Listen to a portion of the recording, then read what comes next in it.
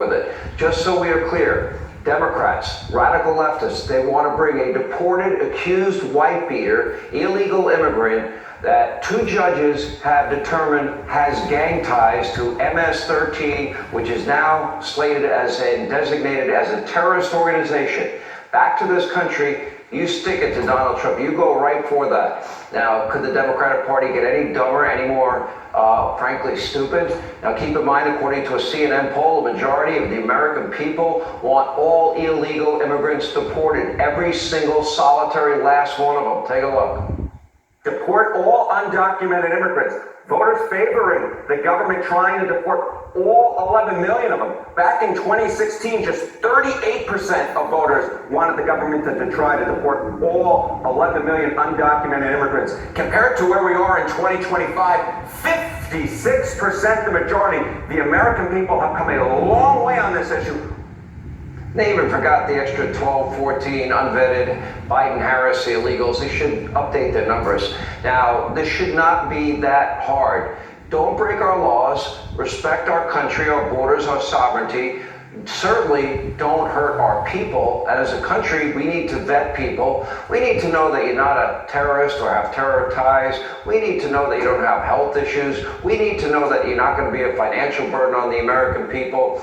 These are not controversial ideas, and yet Democrats, they won't get on board. They are putting literally the so-called non-existent rights of illegals over your safety. This party has collectively lost their mind. That's why devout socialist Congresswoman Alexandria Ocasio-Cortez is now, according to the polls, and according to Nate Silver, she is now poised to be the next leader of the Democratic Party. Her recent rallies with Bernie Sanders, he's passing the torch to her, have attracted thousands of fellow radical leftists, raising millions of dollars along the way and traveling on private jets. We'll get to that later. And according to a new Yale University poll, AOC is now shooting to the very top of the Democratic field for 2028. She's now a close second, just behind Kamala Harris. Nate Silver now says that AOC has the best chance of becoming the 2028 Democratic presidential nominee.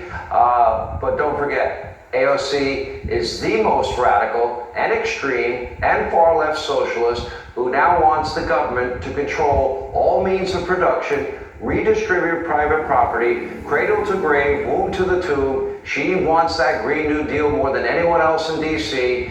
And after predicting in 2019 that the world is going to end in just 12 years because of climate change, among other crazy things. Take a look. Donald Trump's detention of someone like Mahmoud Khalil for his speech is anti-American.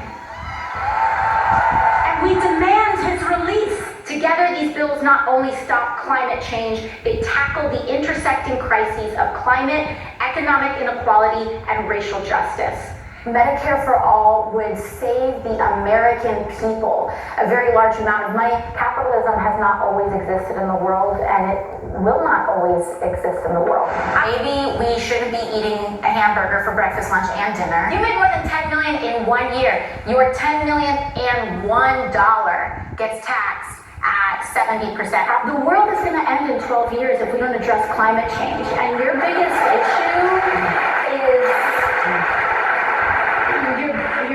issue is how are we going to pay for it? There is the leader of this radicalized Democratic Socialist Party. Now, here's the scary part about this party today. They want to fundamentally change the American way of life one way or another. Now, this is why we see lawfare and vast bureaucratic abuses of power. We've chronicled that on this program for years. This is why there are violent attacks all across the country, domestic terrorism. Look at Tesla dealerships, bullets fired into them, cars set ablaze, charging stations set ablaze, threats against Elon Musk, assassination attempts against Donald Trump, violent riots from every single left-wing cause, support for Hamas, a terrorist organization. They don't care about democracy. They don't care about freedom. They care about power. They care about control. Look at last night's interview with far-left journalist Taylor Lorenz. Did it not reveal just that she would not simply condemn what is assassination culture and political violence? Take a look.